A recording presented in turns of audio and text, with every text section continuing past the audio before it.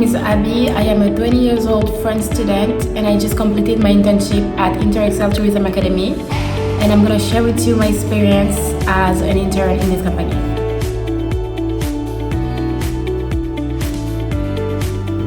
So my internship lasted 3 months, and during those 3 months I had the opportunity to learn various valuable skills such as how to create content on social media, but also how to gain confidence to approach people during educational fairs, and how to use AI on a daily basis to get my work, to do my work in a fast way and gain time.